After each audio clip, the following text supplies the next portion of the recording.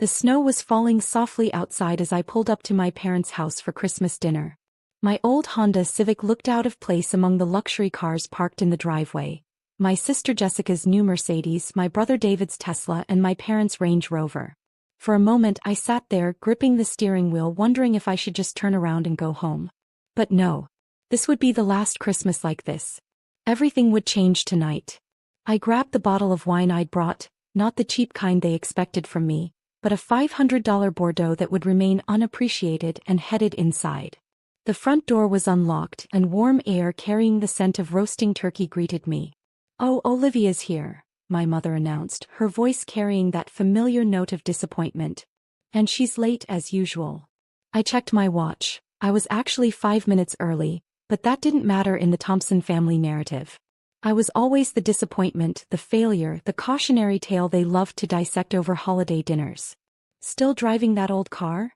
David called from the living room, not bothering to look up from his phone. "You know, I could help you get a good deal on a Tesla." "Well, if you could afford one." I hung up my coat and placed the wine on the kitchen counter. Mom barely glanced at it. "Oh, honey, you didn't have to bring anything. We have plenty of suitable wine." The emphasis on suitable made it clear she assumed I'd brought something from the discount shelf. I bit back a smile, remembering the wine cellar in my penthouse apartment, filled with bottles worth more than her monthly mortgage payment. Jessica swept into the kitchen, designer dress sparkling, engagement ring catching the light. "Olivia, still wearing that old sweater? I have some hand-me-downs I was going to donate, but you might want them." I looked down at my old sweater, a cashmere piece from a small Italian boutique that cost more than her entire outfit. But they didn't need to know that. Not yet. Dad emerged from his study, scotch in hand. "Well, if it isn't our little entrepreneur. How's that consulting business of yours going? Still working from coffee shops?" They all laughed, sharing knowing looks. If only they knew that my little consulting business had just closed its biggest deal yet, a $2.3 billion acquisition that would be announced tomorrow morning.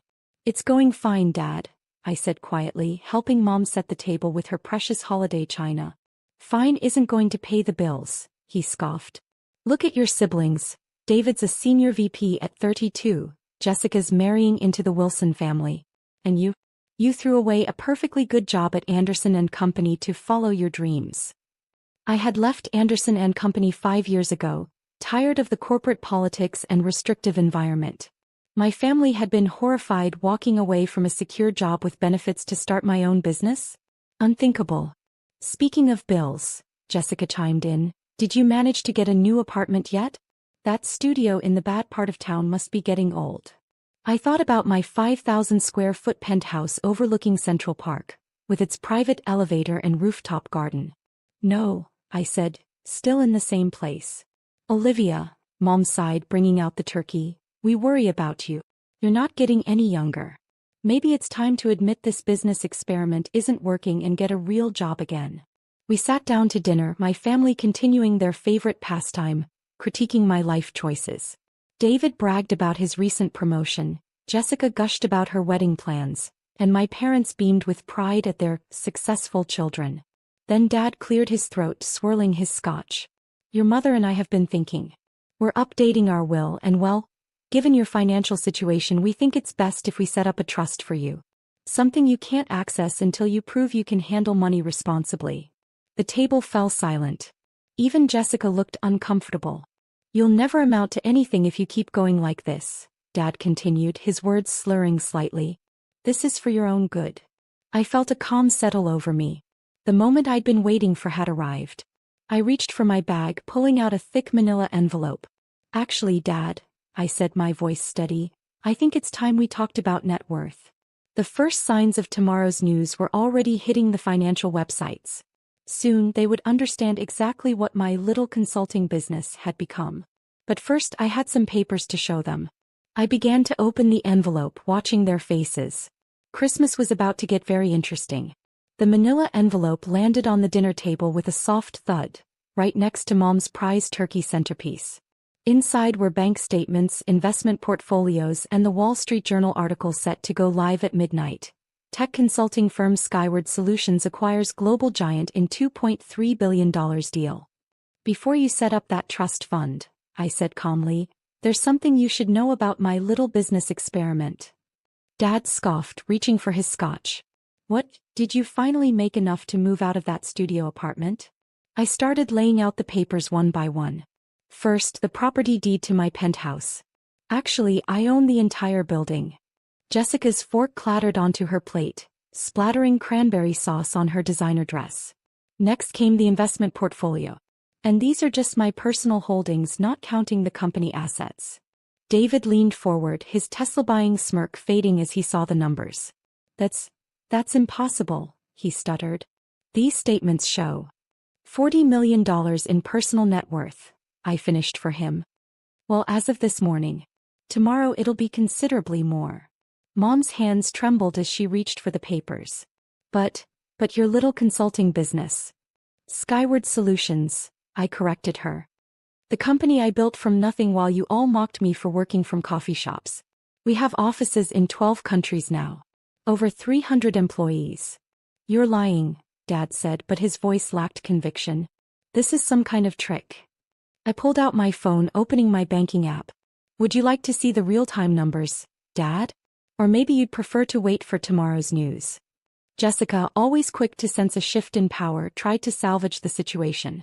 Olivia, sweetie, you know we've always supported you. Have you? I turned to her.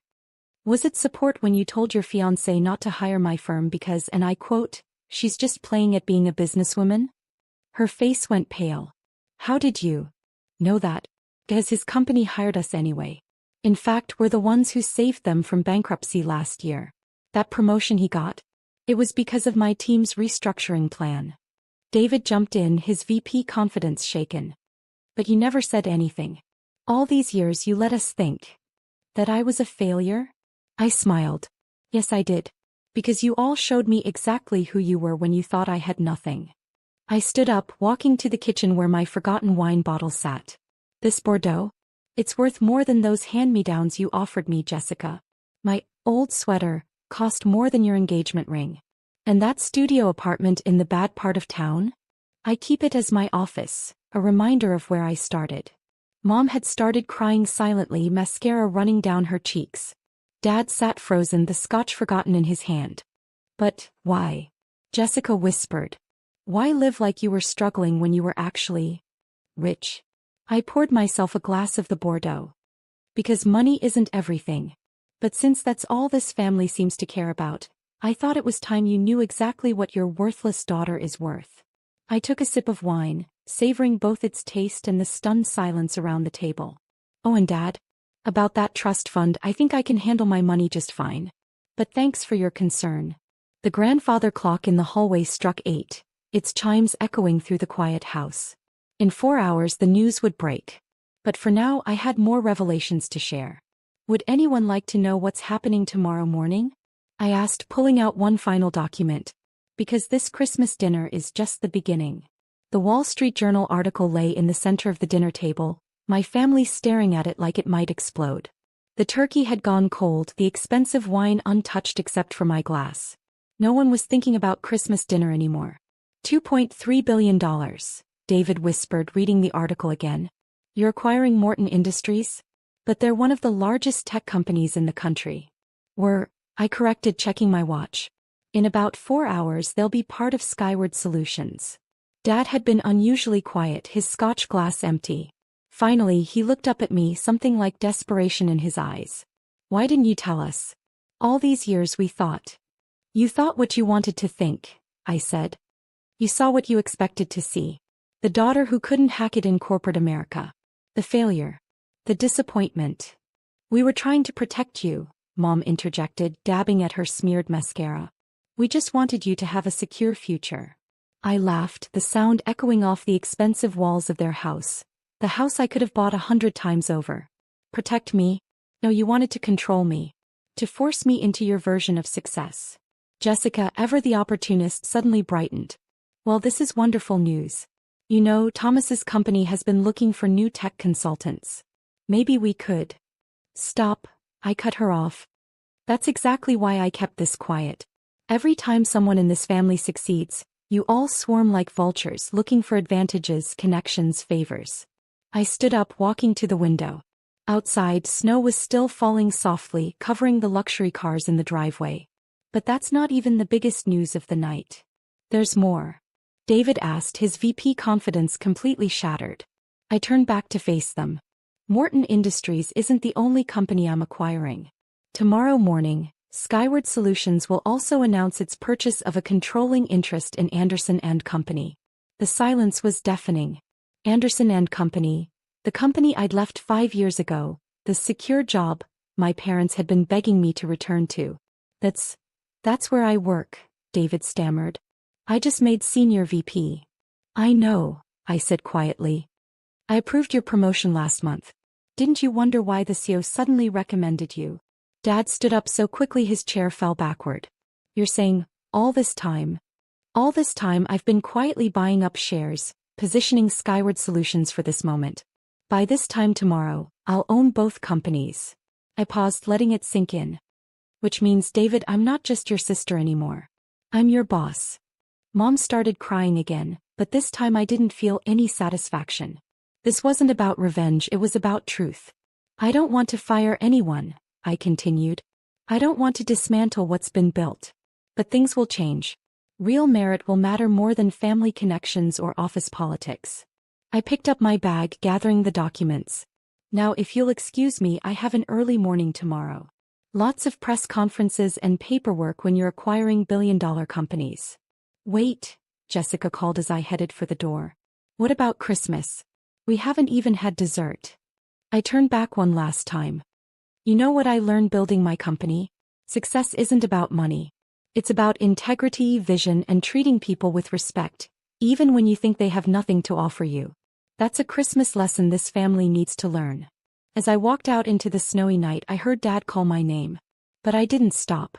Tomorrow they'd see my face on CNBC, read about me in every financial paper, and finally understand that the daughter they'd dismissed had built an empire. My phone buzzed, a text from my CEO at Morton Industries. Everything's ready for tomorrow. You sure about this? I smiled, typing back, absolutely. Time to show them what nothing looks like. Driving away from my parents' house, I felt lighter somehow. 5 years of hidden success, of quiet power, of watching and waiting, it was all coming to fruition. They'd called me worthless at Christmas dinner, but I'd shown them my true worth. And tomorrow the whole world would know it too. Sometimes the best revenge isn't served cold. It's served with audited financial statements and acquisition papers, wrapped up in a $2.3 billion bow.